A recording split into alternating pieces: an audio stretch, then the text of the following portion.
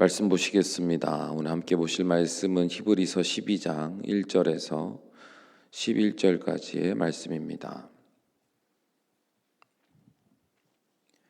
히브리서 12장 1절에서 11절까지 말씀, 우리 한 목소리로 함께 읽습니다. 이러므로 우리에게 구름같이 둘러싼 허다한 증인들이 있으니 모든 무거운 것과 얽매이기 쉬운 죄를 벗어버리고 인내로서 우리 앞에 당한 경주를 하며 믿음의 주요 또한 온전하게 하시는 이인 예수를 바라보자. 그는 그 앞에 있는 기쁨을 위하여 십자가를 참으사 부끄러움을 개의치 아니하시더니 하나님 보좌 우편에 앉으셨느니라.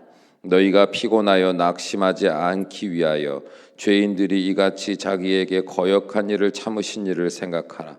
너희가 죄와 싸우되 아직 피 흘리기까지는 대항하지 아니하고 또 아들들에게 권하는 것 같이 너희에게 권면하신 말씀도 잊었도다. 일러스되 내 아들아, 주의 징계하심을 경히 여기지 말며 그에게 꾸지람을 받을 때에 낙심하지 말라. 주께서 그 사랑하시는 자를 징계하시고 그가 받아들이시는 아들마다 채찍질하심이라 하였으니 너희가 참음은 징계를 받기 위함이라. 하나님이 아들과 같이 너희를 대우하시나니 어찌 아버지가 징계하지 않는 아들이 있으리요. 징계는 다 받는 것이거늘 너희에게 없으면 사생자요 친아들이 아니니라.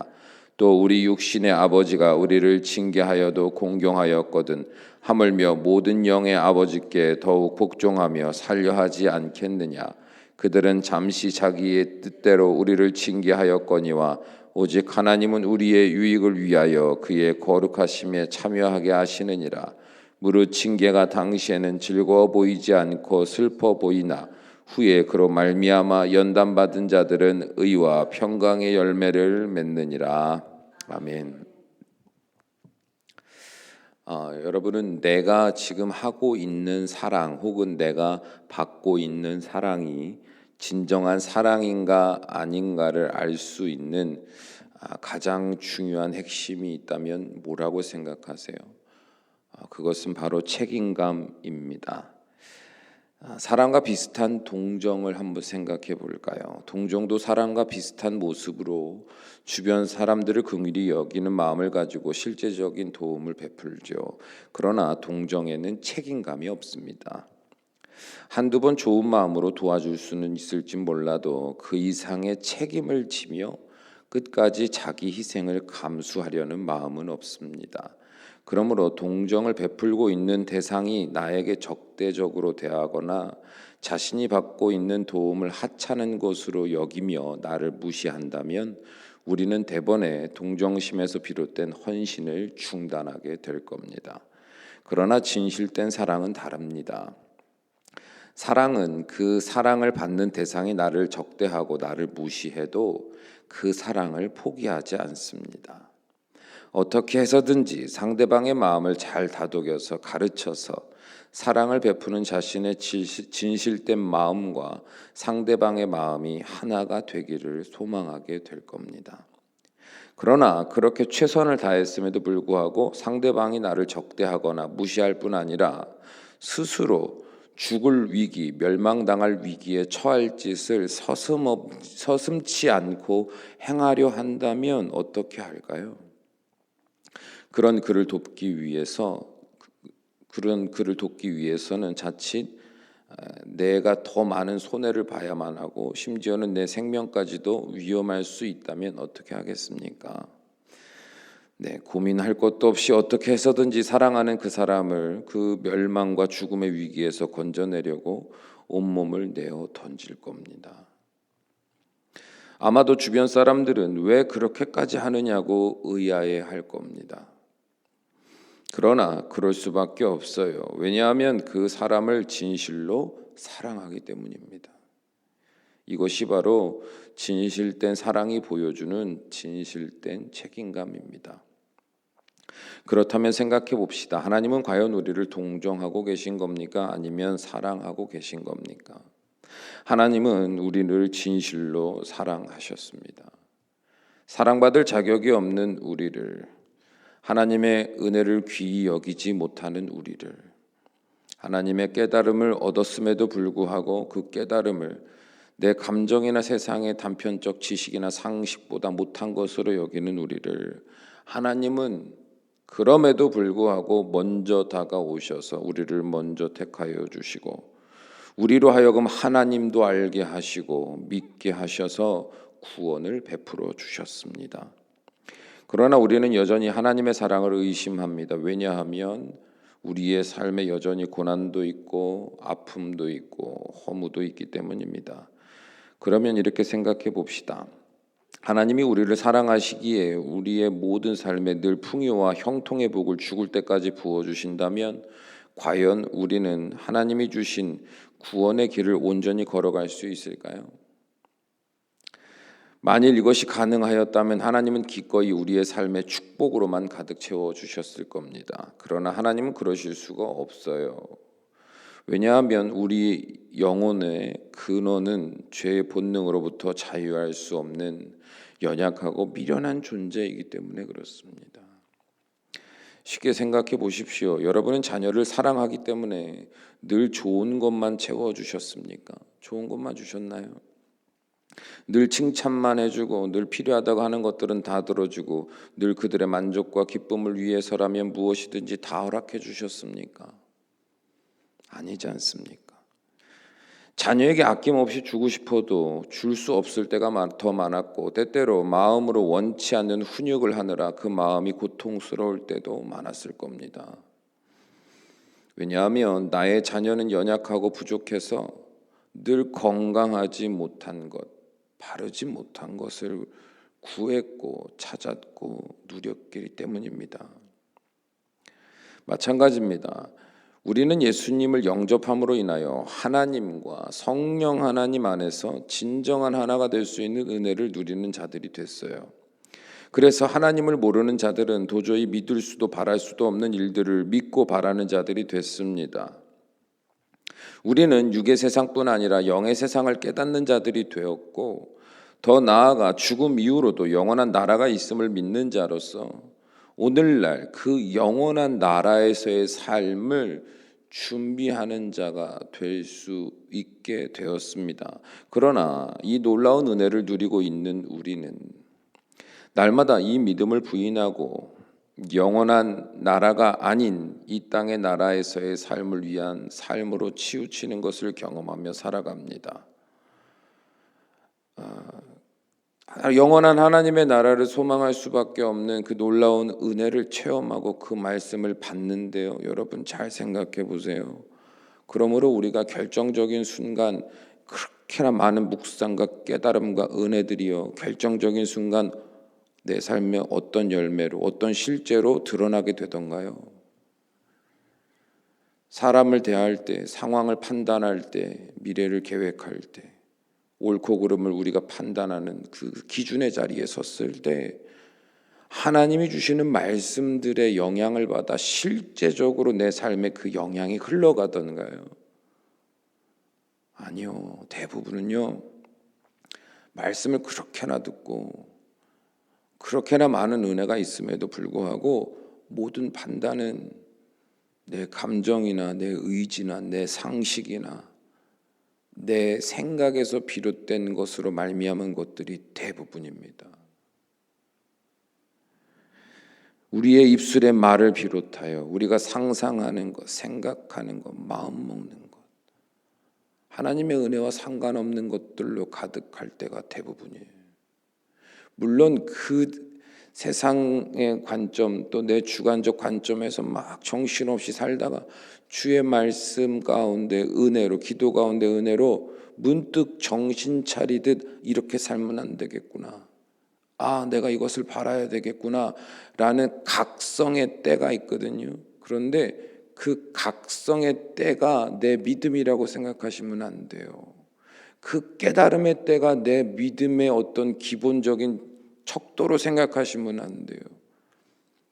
깨달음이 있던, 뭔가 내 안에 믿음의 어떤 의지가 생겼건 어떤 결단이 생겼건, 중요한 건 그래서 내가 그 깨달음을 귀히 여기며 그 깨달음을 빼앗으려는 사탄과 세상의 풍조와 대적하며 피 흘리기까지 싸우며, 그래서 결국은 인내함으로, 절제함으로, 오래 참음으로, 믿음으로 어떤 삶의 결실로 이어갔는가, 그것이 중요한 거거든요. 그럼에도 불구하고 우리는 잘 알면도 불구하고 그렇게 못 살잖아요. 내가 원하는 것은 거룩한 하나님의 뜻인데 막상 사는 건 원치 않는 내 생각이고 세상의 기준이에요. 근데 여러분 잘 생각해 보세요. 여러분 일부러 그러는 건가요? 그건 또 아니잖아요. 일부러 무시하는 거 아니에요. 일부러 하나님 말씀 뜻 거슬리는 거 아니잖아요. 사도 바울의 고백처럼 마음은 정말 원하잖아요. 정말 원하잖아요. 그런데 답답하게도 원치 않는 방향으로, 원치 않는 삶으로 흘러갈 때가 많지 않습니까? 내 마음으로는 하나님의 법을 원하나 내 삶을 보면 원치 않는 죄의 법이 나를 지배하니 오라 나는 곤고한 자로다. 사도 바울도 우리와 같은 심정으로 그 아픔을, 그 고통을 호소하지 않았습니까? 그래서 하나님은 우리를 어떻게 하십니까? 징계하시는 거예요. 징계하시는 거예요. 우리를 죄와 사망의 골짜기로 끌고 들어가는 세상의 손길을 고난으로 쳐서 뿌리치게 하시는 거예요. 우리의 인생이 그릇된 결말로 흘러가고 있을 때 그 흐름의 길목에 큰 바위를 두셔서 우리를 멈춰 세우시고 그 시내의 끝에 있는 절벽을 바라보게 하십니다. 아, 내가 이리로 흘러가고 있었구나. 세상에서 받은 상처를 통해 우리의 마음에 깊이 숨겨진 죄의 욕망들을 드러나게 하시고 우리를 병들게 한 죄의 그 종양을 발견하게 하시는 거예요. 보아라, 이것이 너를 아프게 했구나. 보아라, 이것이 너의 마음을 고통스럽게 했고 하나님의 은혜가 은혜대로 열매 맺지 못하게 하는 더러운 것이 되었구나. 알게 하시잖아요. 그리고 이 아픔 속에서 허덕이는 우리를 바라보시며 하나님은 애절한 눈으로 이렇게 말씀하시는 거예요. 내 사랑하는 자녀야, 이 아픔 속에서 낙심하지 말아라. 이 아픔은 너를 살리기 위해 성실히 일하는 나의 사랑이다. 나의 침묵은 너로 스스로 돌이켜 묵상하며 바른 길을 소망하게 하기 위한 나의 사랑이다. 내가 아프면 나도 아프고 내가 슬프면 나의 마음도 슬프다. 그러나 그럼에도 불구하고 내가 내게 이 아픔을 순간을 주는 것은 너를 살려내어 영원한 생명에 이르게 하기 위함이니 부디 나의 그 마음을 믿어다오. 그것이 바로 하나님의 말씀의 대부분, 이스라엘 백성을 향하여 하나님이 끊임없이 외치셨던 음성 아니셨습니까? 사랑하는 여러분, 도저히 나를 사랑하시는 하나님의 인도하심이라 믿어지지 않는 순간이 있다면 그 순간에 의심하거나 그 순간에 마음이 낙심하여 넘어지는 것을 방치하지 마시고 그 순간에 더욱더 내 흔들리는 무릎을 붙들고 발목에 힘을 주고 의지적으로 일어나 예수 그리스도 앞에 나아가 부르짖으시기 바랍니다. 기도하세요. 나를 사랑하사 그 생명까지도 내어주신 그 사랑의 확신을 통해서 이 고난의 때를 믿음으로 이겨낼 수 있게 해달라고 간절히 구하십시오. 그리고 더 나아가 더 이상 죄의 본능에 이끌려 허무한 시절을 살지 않게 하시고 하나님의 은혜와 축복이 그대로 내 삶의 풍성한 열매가 될 수 있는 성숙한 삶이 되게 해달라고 구하십시오. 그러면 주님께서는 반드시 우리의 기도에 응답하셔서 우리를 더욱 믿음의 사람들로 자라나게 하시고, 그래서 그렇게나 주고 싶으셨던 예전부터 예비하셨던 하나님의 놀라운 회복과 치유와 축복의 날들을 허락하셔서 우리의 입술로 살아계신 하나님을 증거하는 복된 인생이 되게 하실 줄로 믿습니다. 기도하시겠습니다. 사랑이 많으신 아버지 하나님, 때때로 우리는 하나님이 주시는 징계를 세상의 고난이라 말하며 하나님 이것을 거둬주소서, 하나님 이것을 빨리 없애주소서, 하나님 빨리 나를 이 아픔에서 회복시켜 주소서라는 기도를 무의미하게 반복할 때가 많습니다. 하나님께서 우리를 살리시려고, 교만한 나를 낮추사 주님만 바라보게 하시려고, 메마른 심령이 될 수밖에 없도록 만드는 죄의 근원에 얽매여 살아가는 나를 수술시키시고 건져내시려고 주시는 고난을 깨닫지 못하고, 하나님의 그 마음, 그 아프시고 고통스러운 마음도 헤아리지 못하고, 여전히 내가 힘들고 어려운 것만 생각하는 어린아이의 수준에서 신앙생활할 때가 얼마나 많은지요. 그래서 결국 참으로 많은 순간들 속에서 고난이 아무 의미 없는 고난으로만 끝날 때가 많은 것을 보게 됩니다.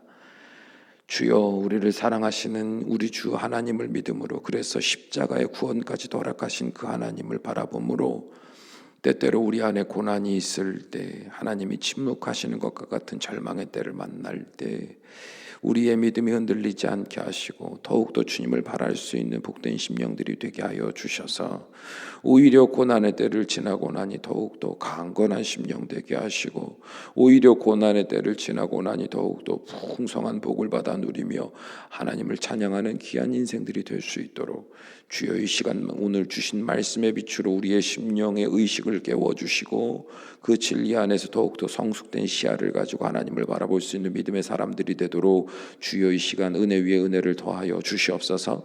예수님의 이름으로 기도합니다. 아멘.